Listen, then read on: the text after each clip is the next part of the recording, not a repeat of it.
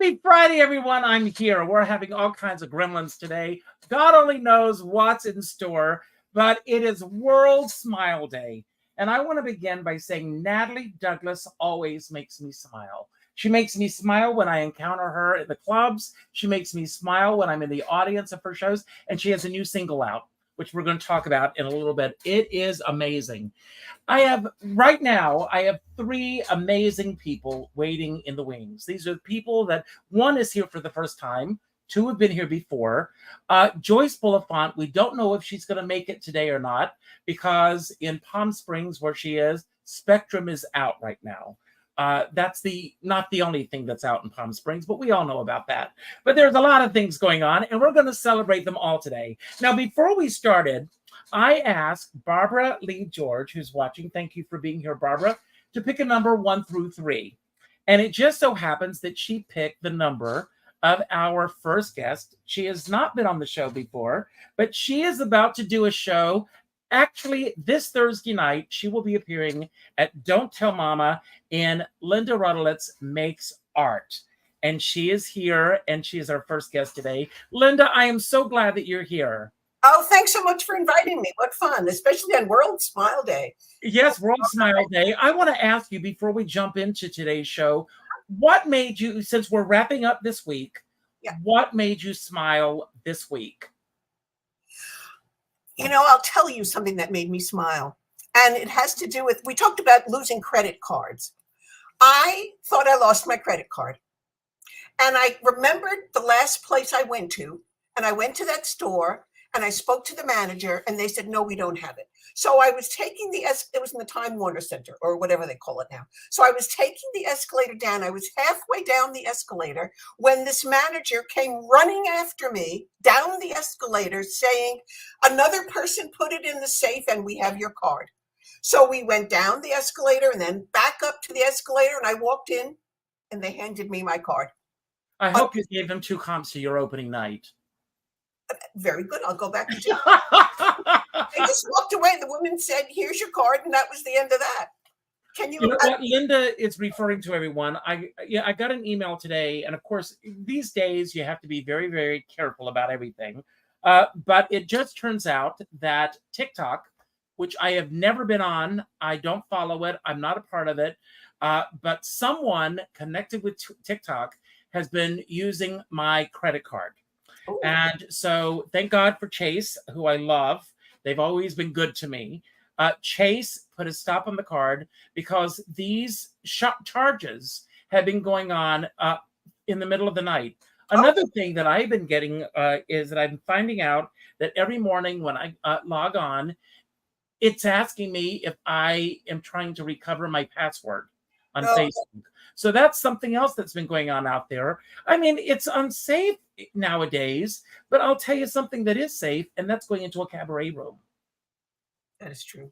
And you, I mean, first of all, I will be, for the first time, I've seen you perform before through Salon and other means, but this will be the first time that I will be sitting in your audience, cheering you on and celebrating you Thursday night. I can't wait. Tell us about this show. Of course, it's called Lynda Rodolitz Makes Art. And first of all, this is a brilliant design of a card. Thank you, Frank Dane. He's extraordinary. Lenny Watts had the idea. Frank Dane did the design. It's just incredible. However, we are not going to be discussing Frida Kahlo or the girl with the pearl earring. You're not? No. Our intention is that we will be making art in front of your very eyes. Oh, I love that. Are you doing anything from Sunday in the Park with George? No, because cabaret is art. Right. And absolutely. That's what we're going to be making art by doing what I hope is an enjoyable cabaret show to which I remember the words. Well, you bring up a very interesting point. You know, for those of us who are part of the cabaret community, and it is a community, we have our own versions of what cabaret is. But for someone who, let's say someone that's coming for the first time, how would you describe cabaret to that person who doesn't know what cabaret is? Well, cabaret, and let me just say that I've learned this partly in classes that I've taken with Natalie and Mark. Cabaret is an intimate entertainment form. It's usually one person up on stage, and with any luck, they're speaking directly to the audience. There's no fourth wall like in theater, and telling stories about their life or whatever subject they've chosen, and then gracing us with their songs. But the connection is so different. I've been in plays, I've been an actor, and just to be able to look out and share your stories and feel that coming back, feel that energy and hopefully support coming back to you, makes it a wonderful form. Now, do you remember the first cabaret show that you ever saw? The first one I ever saw. I'm old, so no. I am too, Lynda. So, but do you recall what it was that pulled you into this world?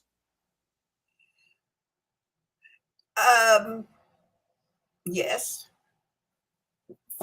No one was casting me, and I wanted to perform.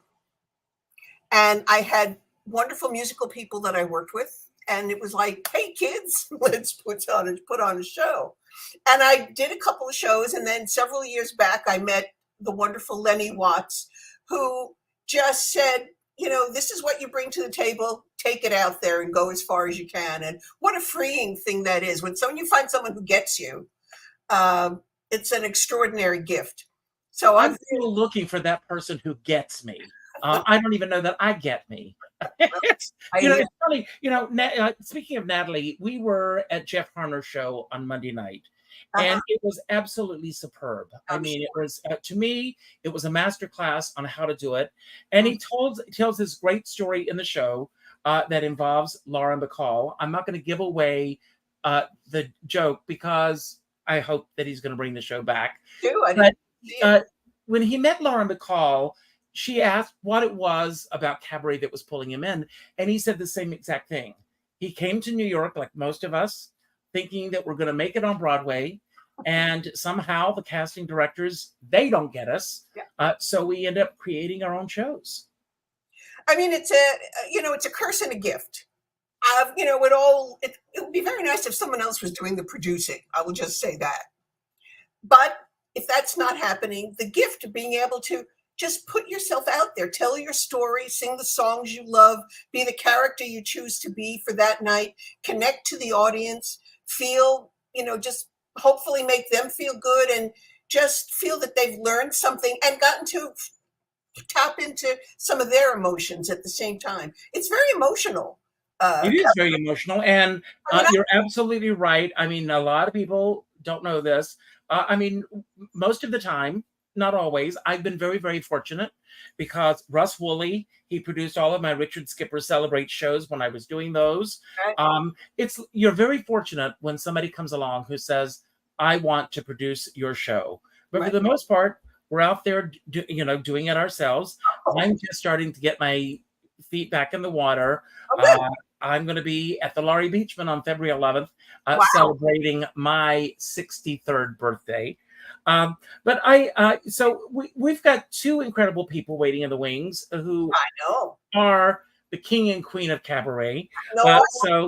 We'll bring them on. But before I do, one of the things that I do on Fridays, Lynda, is I have mystery cards that I put out.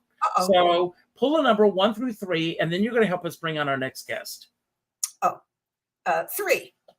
And the card is, when it comes to your art, what is your worst habit? My worst habit?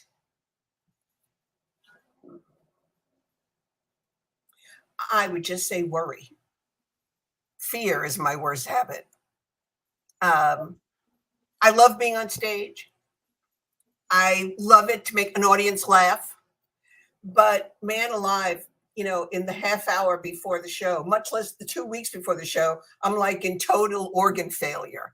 Well, we're going to find out if our next guest feels the same way. So pull the number 1 through 2. 1 through 2? 2. 1 through 2. And that is Natalie Douglas. So we've already seen her a little bit. So Natalie, I want to ask you, and of course we're having some echo issues, so she's going to be going back and forth with muting herself. But Natalie, you have this confidence that's on stage. It may well be an act. But do you feel the same thing that Lynda feels before a show? Do you get the anxiety that most artists do feel? Hi. No, I wouldn't call it anxiety. I get excited. I had a teacher a long time ago who said, and I found out this is actually true. Psychologically speaking, they've done studies, and physiologically speaking, that show that the way that your body feels when you're anxious is the same way your body feels when you're excited about something, physiologically. Um, so it's your brain that tells your body which one it is. So I tend to be excited. I'm looking forward to it, and I can't wait.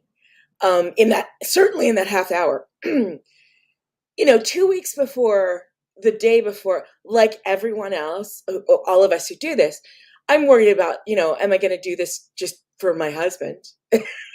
Like friends, He or would be happy if you did. yeah, Yes. I'm going to give whatever audience shows up, everything I can. But because we produce ourselves, we worry about the crowd. We worry if tickets are selling, or if they're not, or that kind of stuff. Yeah, I have lots of anxiety about that, and sometimes I have anxiety about the material. When I was doing the monthly series at Burnland, learning a different show every month, that was just, there were times that I just was insane and worried and stressed about lyrics. But yeah, I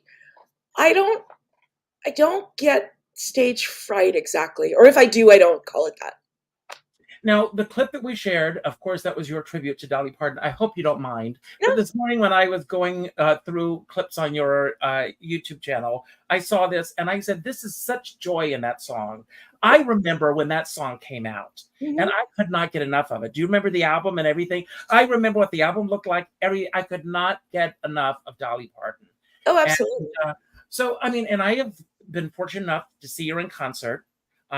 One of the true great artists that we Yes, have. she is. And thank God she's still out there doing that. She has a new book out, by the way, everyone.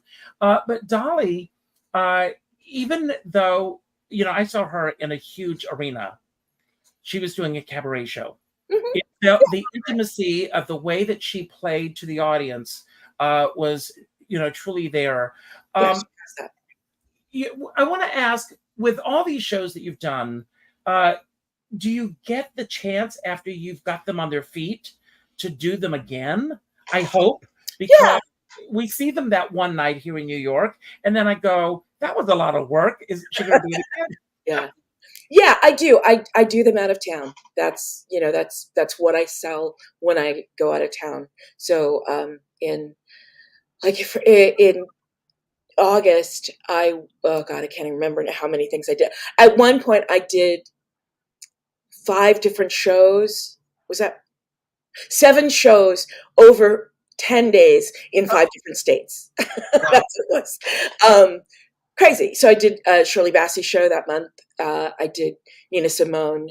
I built a new show. Actually, Lenny and I built a show together at the O'Neill, where we both are teaching artists every summer. Our John McDaniel, who's the artistic director, had the idea for us to do something together, which we'd never done before. It was really fun. It was really weird and strange at first, because we both are just like, how do we build half a show? What? But it was totally fun. And I can't even remember the other 2 now. But yeah, so quite often I am going more than one place, and I'm doing different shows when I go there. So I'm very happy that I have all my music in PDF form on an iPad now, because trying to carry all those books would make me insane. And I'd be afraid to check them, of course. So yeah, I love the fact that I get to do them again, because I learn more about it. You know this, Lynda. Every time you do a show, you learn about the show itself, because no matter how much rehearsing we do, no matter how much practice we have with the band or with our MD, the show doesn't come alive until that connection is complete, until the audience is there to complete the circuit. And once that happens, you learn things about the show you didn't know before. So I love the fact that I get to do them again. And I get to do them for different audiences. So, I've taken a bunch of the shows to London and West Coast and Cayman Islands. We did the Ella show in February. So I love building them and they get to live, But yeah, I usually only do them one night here. I think you asked me actually when I was doing Shirley Bassey in August if I was bringing that back to New York, and I've done it twice in New York. But it is a popular one, so it may come back. I don't know. So, Bobby Horowitz, God bless her, she said she was going to write a song called Scheduling in Cabaret. Mm-hmm. Because, even you and I were at Jeff Harner's show the other night, and Betty Buckley was, the ASB was doing their show at the same time. Yep. And thank God they were both sold out. So there are audiences out there. That makes me very happy. Absolutely. I don't know if you get Liz Callaway's newsletter. Mm-hmm. But Liz Callaway has this incredible newsletter, and she's a big list maker. Yeah. And in her newsletter this week, she showed us the study. I mean, she has a list of the songs that have the trickier lyrics. The ones she puts them in columns, as to what she needs to focus on. And God bless her because she's brilliant at what she does.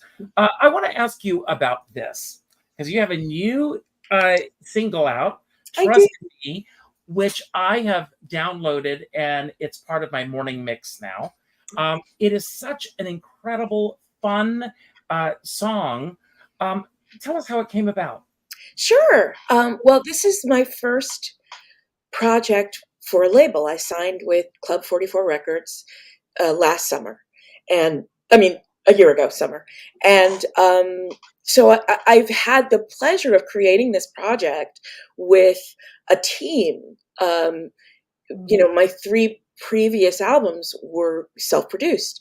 My husband executive produced, and Brian Nash produced the last one. And, we had people with whom I've worked for a long time and people I love who were able to help us create those. And people I hired to help us create those. But, there's parts of this business of creating records that I don't know even as much as I have done it. So to work with a producer who does this for a living and has done this for many years and has worked at every label basically and for every brilliant artist, is really thrilling. So the process is very different. I sent, he asked me for a list of songs that I was interested in. And of course, the first list I sent, I think had 87 songs on it. That might have been the second list once I narrowed it down. And then I think we narrowed it down to like 40 something. But I haven't put out a record since 2016. So I have a lot of songs that people have been asking me for. Did you record that one yet? So I had this list, and we looked at the list and we talked about a lot of things, and there are a lot of those songs that people have been asking for are on this new CD. But he said, I hear in my head you singing a Disney song. I feel like that would be a great thing. Do you have a Disney song in the repertoire that you love and you always? And I was kind of like, you know what? I really don't. That's not like oddly as much as I enjoy Disney and love the movies. And I grew up in LA, so I'm a huge Disneyland fan. I dated a Tigger. It's a long story. He was also a Captain Hook on alternate days. Sorry, I'll tell you about my evening with Tweedledee and Tweedledum. Tall is what I'm saying. He was tall. I thought, my God, I've never seen Disney song. What? So I suddenly thought of all of, and I started thinking, and I went back to how much I loved the Jungle Book record when I was a kid. Like, I was obsessed with that record. I played it endlessly. I sang Bare Necessities all the time. Like, I mean, my mother was insane from, the Bare Necessities. I mean, I knew every lyric. I knew the dances. I was an only child. I entertained myself. So, I suddenly thought about Trust in Me. And I thought, oh, that would be really cool to sing that song like a grown-up, and I had heard the Holly Cole, like back in the 90s. She did something with it with her trio. So I was like, I think that's possible. We can do something. So he arranged it and he orchestrated it and brought me, we tracked it in Nashville. I love it. And I loved what he created and what he heard and how he kind of wrote that made me think of other choices I wanted to make with singing it. And but yeah, this is the first time I'm singing it not as a 6-year-old. Well, it's great. I want to bring Mark on, but before I do, there are 2 cards here, 1 or 2. Me? Yes. Oh, I'll choose 2. And your question is, I'm going to reword this. Okay. Describe your best performance ever outside of New York City. Oh, wow. I don't even know what that would be.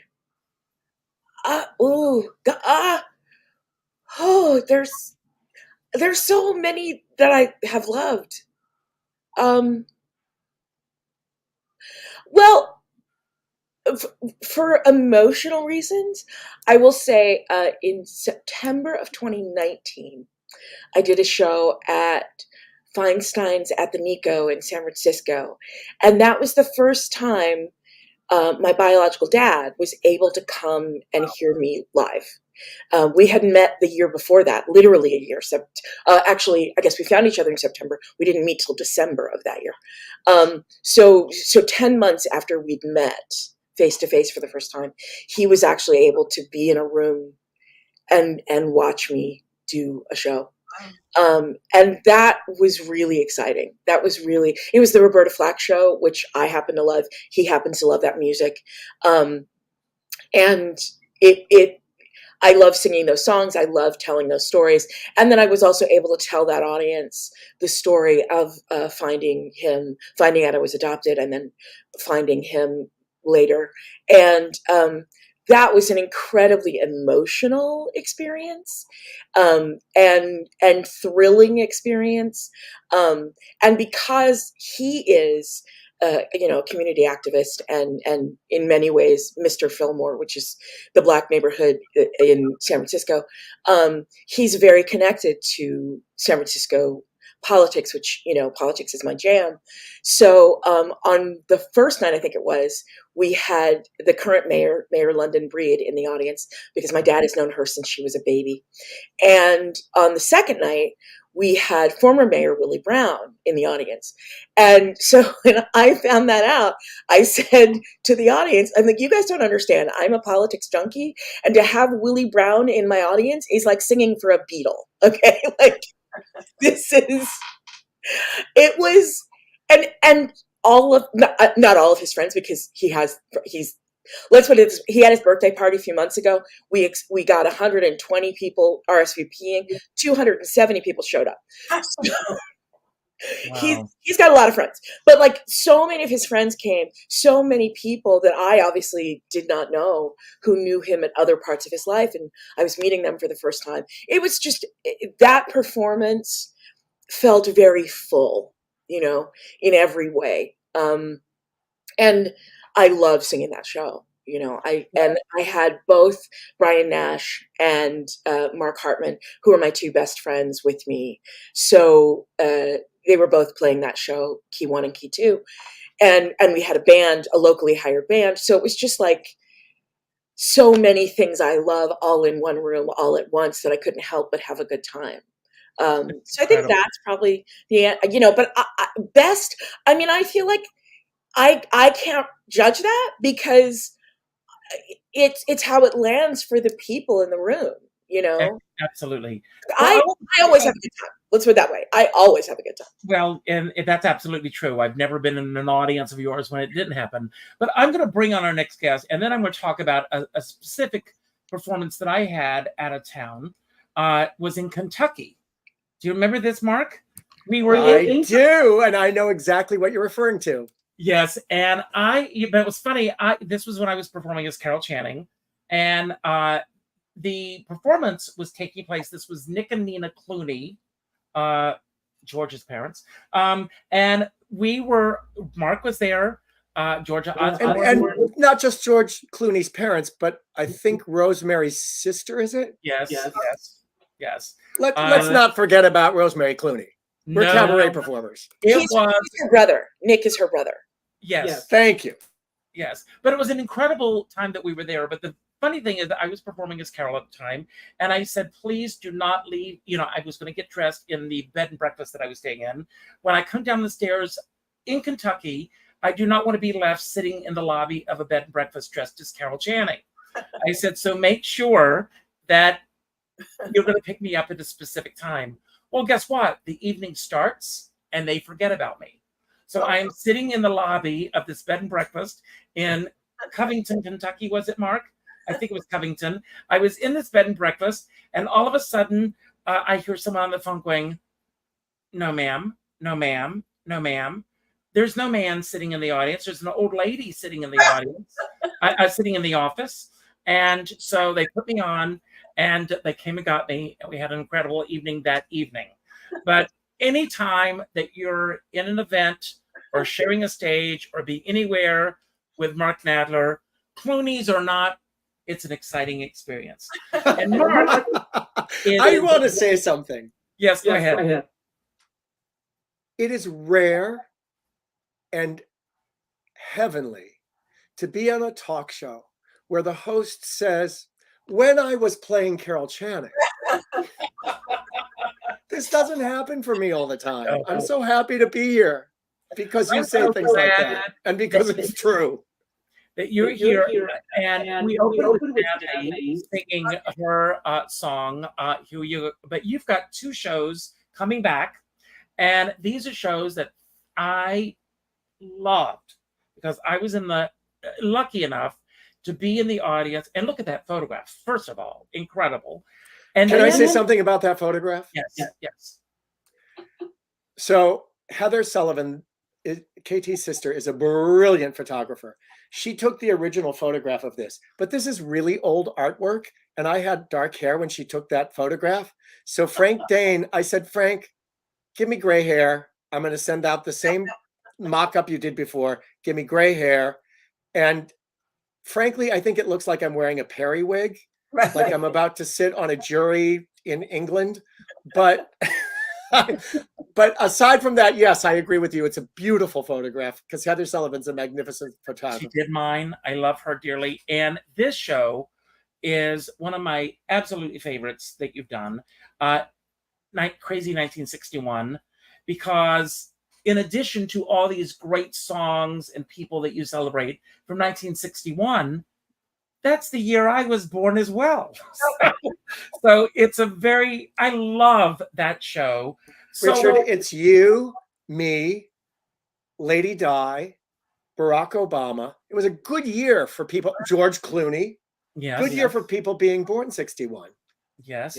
But how does it feel to bring these shows back that you had such a success with before? And do you consider these two shows, out of all that you've done, and you've done so much, Mark, but do you consider these to be the most successful shows that you've done in cabaret? No, but these are the most requested ones. People are always saying to me, when are you going to bring back Crazy 1961? When are you going to bring back I'm a Stranger Here Myself? So I thought instead of creating a new show for this fall, I would just bring those shows back. I'm coming to the end of my 61st year. So I thought perfect timing to do Crazy 1961 again. And frankly, I'm a Stranger Here Myself. For those who don't know the show, without giving too much away, my grandfather was in Dachau. My mother was born in Germany. My grandfather was in Dachau. And this is a show that focuses on the on the experience of the German people during the Weimar Republic and following the Weimar Republic. And it gets very, very personal and deep and dark and profound, I hope. But and I know that you, Richard, are not a political animal, and I love you for that. I've become political. Well, my shows are to a greater or lesser degree political, but I do feel that at this time, when we have, I'm just going to say it, when we have the likely nominee for the Republican ticket quoting Mein Kampf, saying that migrants are poisoning the blood of our country. That's right out of Mein Kampf. I just feel that now is a good time for people to be reminded of the visceral, emotional experience of people who actually lived through that, and that's my family. And so this show is about much more than that. And this show is certainly, this is Kurt Weill, and this is Friedrich Hollander, and this is Marlene Dietrich, and this is, Albert Einstein even. This is these people who none of us would be who we are had those people not existed. Exactly. And so this show is those people's stories, along with other people who were not famous, and the visceral, emotional experience of living through that. And I think that cabaret is the best medium for me. I did this show as an off-Broadway show at the York Theater. Yes. Thanks, Natalie. And it was very successful there, and I did it on the road, and very successful. People love the theatrical production, but I never felt that it was as strong as when it was a cabaret show, when there's no set, no costumes, no choreography, just songs, stories, me, you, the audience. There's just nothing as real, as visceral, as personal as that. And so I just felt that it was a time to bring that show back, and that's why I'm doing it. The other one, the Crazy 1961, I'm doing on my birthday to celebrate the year that I was born. And I have to say, I am so looking forward to doing this show again. The songs of 1961 are so much goddamn fun, or so wonderful, so beautiful. Moon River. The entire score to How to Succeed in Business Without Really Trying, and Sail Away, and the score to Stop the World, I Want to Get Off. It's just a wonderful year for songs. And of course, all of the extraordinary pop songs of that year that Natalie has already done, but I'm doing them. I want to get to you, Natalie, because I know you've got your hand up, but I want to say, you say that I've gotten political.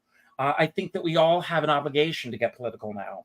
Well, and in fairness, cabaret as an art form was not when it was in France, not when it was created, not when it was in its infancy in France, but in its infancy in Berlin, which is where my show takes place.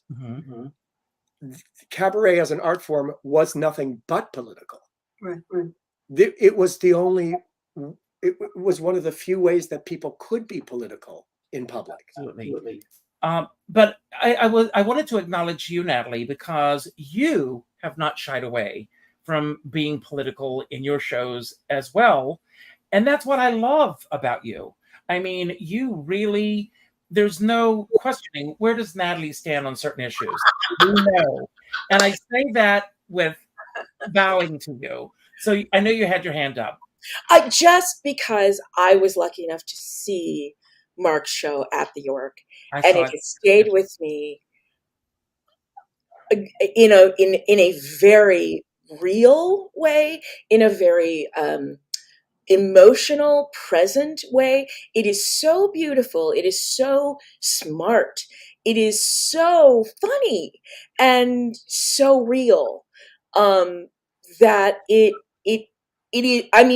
if you haven't seen it, you need to clear your calendar and get there, because this show is spectacular. It is the point of cabaret. Thank you for saying that, Natalie. And I'll tell you why I thank you for saying that, because I have no idea if we've sold 2 tickets for that show. For Crazy 1961, I'm not worried. But for that show, I really don't know if we've sold any tickets at all. So thank you. Well, I mean, if I'm in town, I will see it again. I love that show so much. It is so important. And I do think I grew up with political cabaret. That's how I knew it. So I think it is so fascinating and so delightful to see a story that is both personal and political, because not everyone does that. And I would like to make clear that in the doing of this show, in the performing of this show, in the writing of this show, the United States, I don't talk about United States politics. No. This is come back in time and come live the life. Yes. And I also have to say, because so many people, after they saw this show, because I'm not going to lie, people often end up in tears from having seen this show. But everybody in the show who I talk about comes to a happy ending. Nobody perishes. It's not that kind of a show. Right. And I think that, and the reason that I wrote it that way, I was very careful to make sure that it was that, because so many works of art that stem from the period of the Third Reich, the Holocaust, are about death and destruction. And this show is all about people who were creators. And it's about the power of creators. And it's also really clearly about the tears come not from sadness. They come from the beauty. A lot of what this show allows us to see in a very real way is the way that people manage to find beauty in this horrifying authoritarian fascistic period that was coming out of Weimar Republic. And that is, the humanity of people. I think that's what moved me to tears, not something sad, but that in that circumstance, you write about, you sing about, you talk about people creating, people being kind to one another, people who remember their humanity when what is around them is seriously inhumane. And that just, I'm a Black woman in America. That story feels viscerally true to me on a daily basis. So it touched me and moved me and impressed me. And I've talked about it on I don't know how many occasions since. That's why I'm doing it again, because people keep saying, when are you going to do that damn show again? That's why. Really Natalie, thank you. I'm very moved by everything you said. Thank you. You're welcome. Thank you for the show. So one of the things that I want to do with all of you is I want to, before we do this, every Friday I do this round robin thing where I tie creativity and positivity all together to wrap up the week. But there's one question left, and it's got your name on it, Mark. And the question is, and I think you've already answered this question for us, but I'm going to ask it anyway. This is the card that came up. Good. This time I'll answer it right. And it says, how are you doing good in the world through your art? And how do you feel about the level of impact that you're making with your art? I don't think I've answered that before, but I will. I hope that I'm doing good in the world with my art simply by making the people who came to see what I do feel they got their money's worth. I hope that they laughed. I hope that they tapped their feet. I hope that they felt enriched, and in my wildest dreams, I hope that I moved their spirit. That's great. And what was the rest of it? And how do you about the level of impact that you're making with your art? I have no idea. I'm about to turn 62 years old. If you had asked me this 10 years ago, 20 years ago, I just said, I'm making a huge impact. The world is different because Mark Nadler has walked out onto a stage and played the piano and told his truth. I have no idea. Well, if I'm making an impact at all. I will tell you that every so often, you know what? For example, I had a friend, and he, I think he must have been 95, 96. He lived a good life. He died on, I think it was Sunday or Monday. Oh, no. And he was a big fan of me and KT. And his daughter called me on Wednesday and said, Dad has passed away. But I want you to know, and he was a friend, you know, we would go to his house for dinner. And she said, I want you to know that he was listening to your CDs when he died. Oh. And he had a smile on his face. So I said to her, Jesus, I hope that's not what killed him. But so yes, and she laughed. But what impact have I had? I can tell you I had that impact.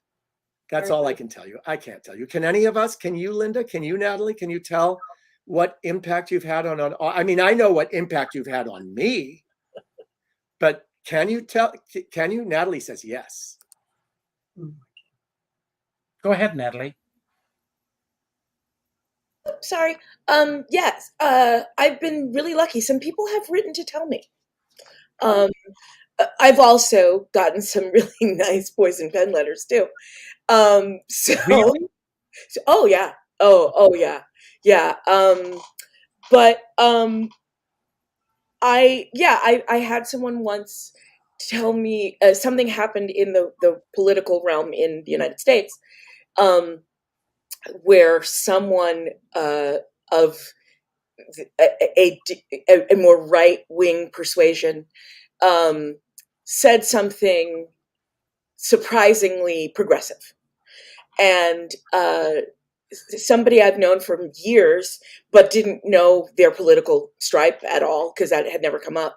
But someone who had been in my audiences many times wrote me to say, wasn't that a great thing to hear that sort of human, fair statement come out of this guy's mouth? And I know it's too little too late, but then again, he hasn't had a good teacher like I've had you to teach me. Oh. And that whole thing blew my mind. Like, I didn't know his political stripe. I didn't know that what I have said actually changed his point of view about anything, because I didn't know where he started or from whence he started. But so yeah, I have had, and I'm really lucky. Mark, you've done this too. I teach. So, I know some of my impact in terms of that. Oh, I absolutely know my impact as a teacher. Yeah. And I also know, I did this whole thing when we were in lockdown where I sent out a song every single day, and it was called A Song a Day. And so I know that helped people get through their mornings. Yeah. Yeah. And so I know about that. Yeah, that's had a huge impact. There are things I have done that have had a huge impact. But when I hear that question, I think of big scale. Like your whole. I mean, don't you, Natalie? I mean, when you and Richard and Lynda, I mean, when you hear that, I'm going to tell you about a guilty pleasure of mine. Every day at 12 noon, I stop what I'm doing and I watch the Waltons.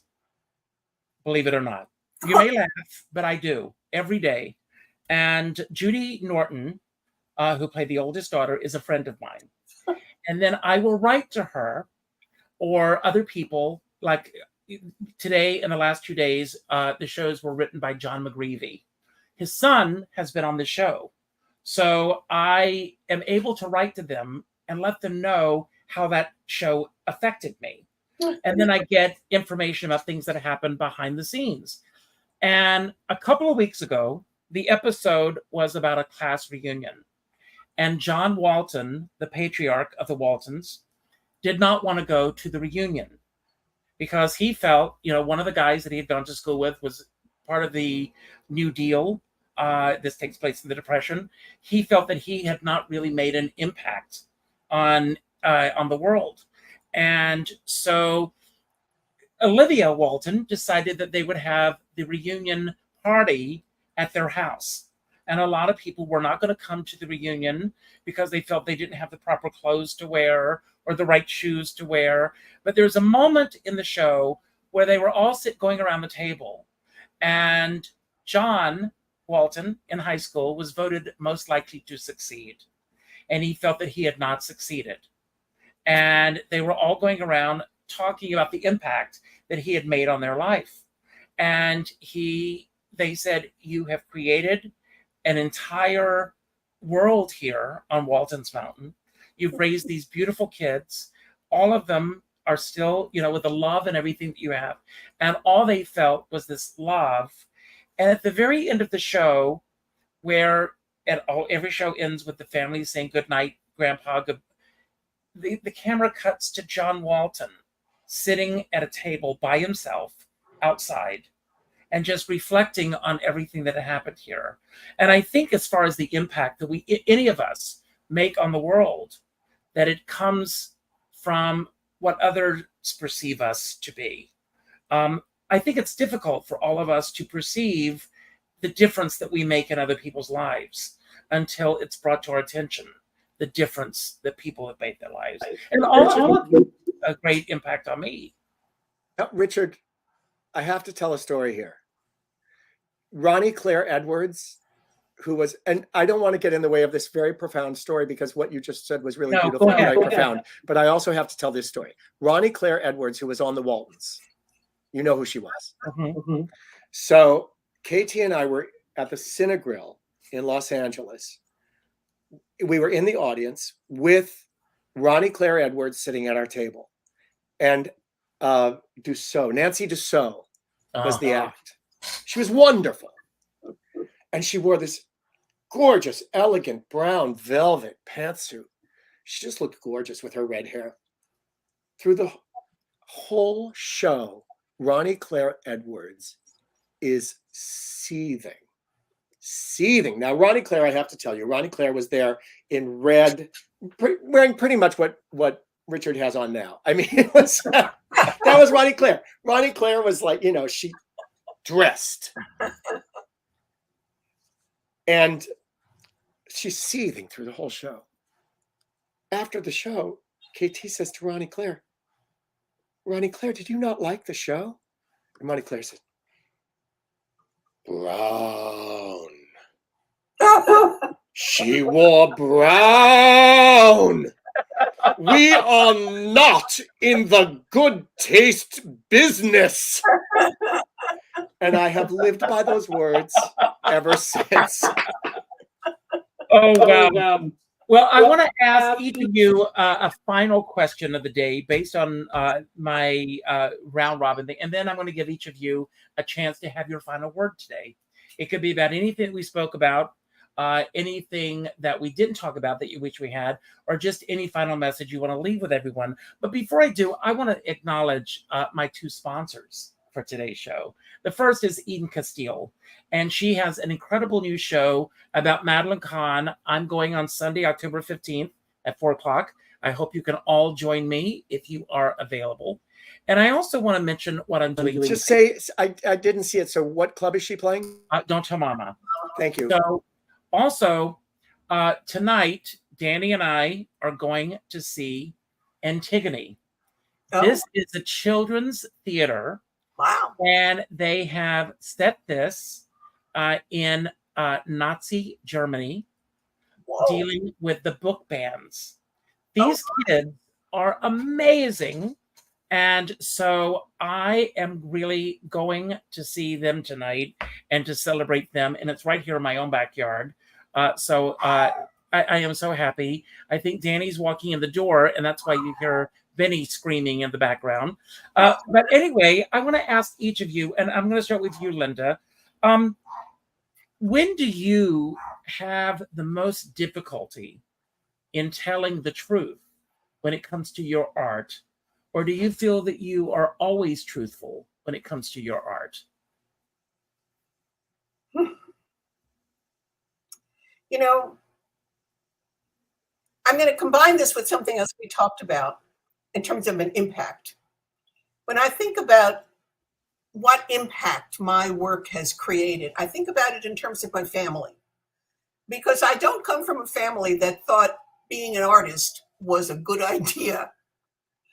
They were right. So I never, it was never, I was never welcomed warmly into my choice. There were a million other choices I could have made, but I didn't make them. But then in recent years, since I've been doing cabaret and some of the plays I did, my family has come to see me. And they've been able to open themselves up into what I'm doing. So I didn't feel so afraid, oh my God, I'm a comedian, they're going to think I'm crazy. They laughed. They had a good time. They enjoyed the songs. They enjoyed the stories. And so it's given me a place to be grounded in terms of what I'm doing. It's wonderful to have a big audience, but knowing that my family doesn't think I'm an abject failure anymore has made it very nice doing these shows. And that's where it's at for me. And it's, the struggle to take being an artist seriously. I was pre-med in college, so I've come a long way from there. But I found this. I love doing this. It's something that I think I can make a contribution. If people are laughing, then for a minute at least, their minds are off the struggles that we're going through. Although I never ignore them, the struggles. Well, that's my contribution. But knowing that I feel grounded in my family's, I wouldn't use the word approval, but they get it in their own way, and that's made a huge difference for me. I love that. Natalie, stepping outside of you for a moment, what do you think that your audiences think of Natalie Douglas, the artist? Oh my God, I love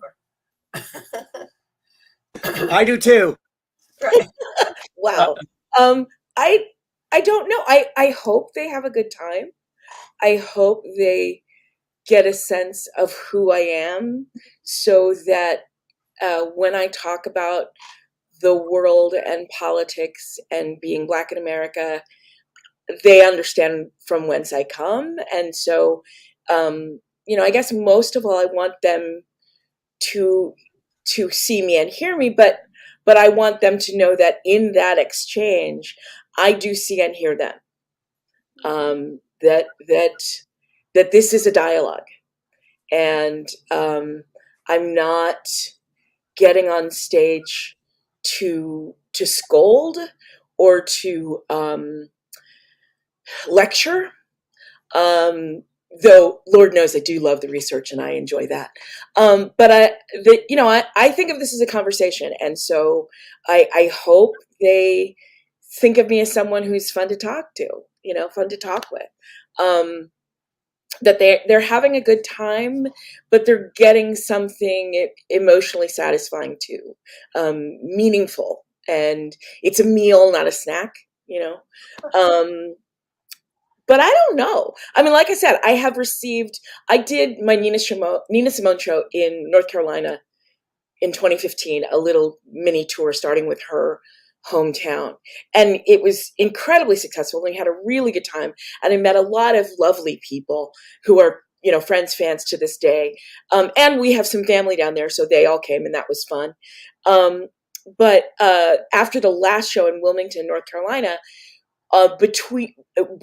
whilst flying back, literally while I was on the plane, somebody who was there that night wrote me, so speaking about the night before, to tell me how much he hated the show because he thought Nina Simone would have hated me because I'm so fat. Like literally that was his issue. And he went on. It was excessive. It shocked the hell out of me because I had such a good time and the crowds were so lovely and I was not expecting that at all. And so as I opened this email that said, you know, I was in your audience last night at Wilmington, North Carolina, I was thinking, oh, he's going to tell me what he thinks. And I, you know, if he said, I thought your voice sucks or what, like, you know, something about the show, you know, I don't know how I would have felt about that, but his critique was all about my body and nothing else. And I was kind of like, wow. So of course I Googled him and I found his Facebook page. He's fat too. But I'm like, what? And he's a former firefighter from Long Island who retired to North Carolina.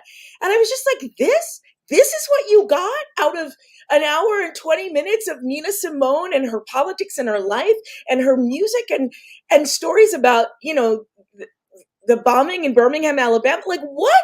So Crazy. I learned a long time ago, what other people think of me is not my business. And I can't control it. I can't, you know, I can't change it. And it could be good. It could be bad.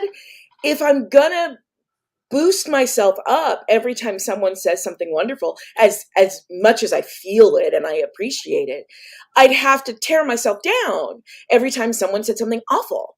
So I appreciate people coming and having a good time and letting me know that.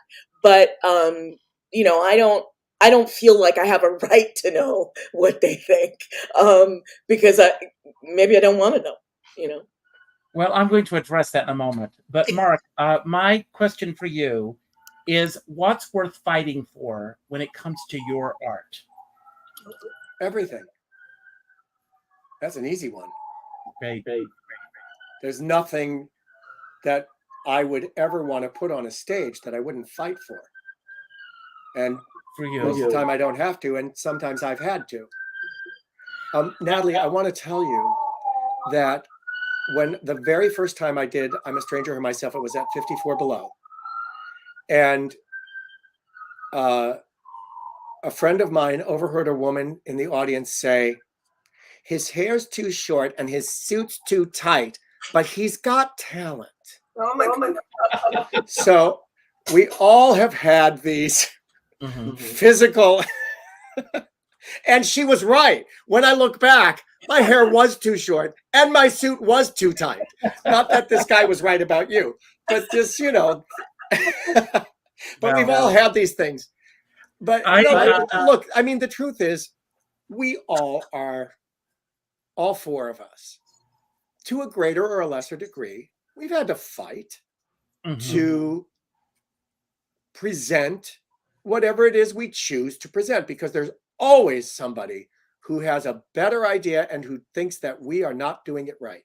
We've all come across that, against that. So yeah, I've everything I put on stage, I fight for. That's an easy one. Well, I could do a whole show on that issue alone, and I would like for you all to come back and we'll do that. With pleasure. No, I'm going to share two things with you based on everything that I've heard from all of you. And the first is from someone who happened to be a friend of mine that some of you have heard of, Carol Channing. And Carol and I were having a conversation in the back seat of our car once. And who gets to claim this? But she shared a story with me because I was going through a difficult time. And I was like, where do I fit in this world? And she shared this story with me that when she opened, she was doing Gentlemen Prefer Blondes on Broadway. And this was 1947 at the time. And she was the toast of Broadway. She had received major reviews. She was on the cover of Time magazine and Newsweek, Life magazine at the same time. Only the second actress to have that distinction. And everybody was loving Carol Channing. She was the new big star on Broadway. Dorothy O'Gallagher wrote a column about how much she hated Carol Channing on stage. She said that they should call the show Gentlemen Prefer Amazons because Carol was too big and she was like a bull in a china shop. She was terrible. She couldn't sing. She couldn't act. She couldn't. Well, guess what? Carol started to believe her, and it started affecting her performances. And she, one night, Anita Luce came to see the show, and Anita Luce came into the dressing room, and she said, "What happened to you? The spark is gone." And now, Richard, I think you need to tell, for people who don't know, Anita Luce wrote Gentlemen Prefer Blondes. She said, what if the audience believed what Darth Gilgallen had written? And Anita Luce said to Carol, for every person who likes you, there are an equal number who don't. The people who like you are not buying tickets to come to hate you. So those are the people. And when you think about critics, most of them are in on a comp anyway. They're not paying to see you. They have not invested their money to come and see you. They're not only on a comp, they get free food and free drinks. Yes. So that's the first thing that I wanted to mention. And then one of my favorite books that has become almost a Bible for me is The 4 Agreements. And 2 of the 4 agreements are, it's never about you. And something that my grandmother used to say, and Natalie, I know she's watching because you said it, what people think of you is none of your business. Get on with your work. And I'm going to say, all of you, I celebrate your body of worth and I celebrate your art. I end every show by telling everyone to go out and do something nice for somebody else without expecting anything in return. All of these artists here have shows. The next time you're going to see a show, don't just go to see a show. Put it out there that you're going to see the show and see if anybody wants to join you. Because you never know when someone's sitting alone. Joanna Gleason said to me, to drop another name on this platform, the loneliest night of the week is Sunday night, because the week is over and a new week is about to begin. And studies have shown that it's the lowest night for most people. Pick up the phone and call someone on a Sunday night and say, I'm going to see Mark Nadler this week, or I'm going to see Lynda this week, or I'm going to see Natalie this week. Would you like to join me? And you might change their lives. I have a dear friend, Sean Moniger. I think you all know Sean. And he says, we're all in the same storm, but we're in different size boats. And I always say, I don't care what size boat you're on, as long as you have a skipper by your side. And with that, I'm going to leave the screen. Mark, I'm going to turn it over to you. And when you finish, you will pick who will follow you. And when the last person is standing, when you say goodbye, the credits will roll. So don't worry about how to end the show. Thank you all for being here this week. And Mark, I can't wait to see your show. It's all yours. Thank you. Thank you, Richard Skipper. The one thing that I want to say before we go is that we talked a lot about my show, I'm a Stranger Here Myself, but we didn't say anything about the date, time, or place. So it is October 28th, which is 2 weeks from tomorrow. That's it. October 28th at 7 p.m. at the Laurie Beachman Theater, which is in the West Bank Cabaret. And you go to westbankcafe.com, www.westbankcafe.com to purchase tickets. And I do hope I will see you all there. It has been a joy to be a part of this trio, this quartet, this trio of guests, this quartet of entertainers. I love my community of entertainers. Every time I get to spend time with any of you or all of you, my life is richer and better. Thank you for the opportunity, Richard. I hand it over to you, Lynda Rodolitz. Oh, thank you. Well, who could be more charming than Richard Skipper? I just want to say thank you so much for inviting me, and in such illustrious company. There it is. That's my show. Lynda Rodolitz Makes Art. We are making art in front of your very eyes. Oh, and look, this coming Thursday at 7, and then Sunday, October 15th at 3. I'm right next door to Mark, I believe. And then in November, on November 14th and November 19th, we'll be doing the show again at Don't Tell Mama, Don'tTellMamaNYC.com. Call your friends, bring them along. What a great idea. And thank you so much, Richard. It's a joy. It was a joy to be with Natalie and Mark and you. And this has just been such a treat. Thank you. Thank you so much. This community of cabaret performance is just strong and powerful and supportive. It's an amazing group of people. Thank you. Good night. Well, hi there. This is fun. I love this. Thank you, Richard, so much for inviting me. Time to hang with you and Lynda and Mark, three people I enjoy immensely. So thank you for the invitation. Thank you for talking about the single. We've been out 1 week as of today, and I'm so proud of it. I love it with all my heart. The album will be out in February. The CD release is February 26th. Save the date at Birdland. That's a Monday. But in the meantime, I am so proud of the single, and I hope you are all listening to it. And just put it on Spotify and hit repeat, please. Thank you. This is a blast. Stick weekend and week, as Richard says, do something kind for somebody else. The key to that is it makes you feel better too. There's when you're feeling crappy, do something nice for somebody else. It'll lift you. So I hope you're all well and take good care of yourselves. Love you. Mwah. Bye.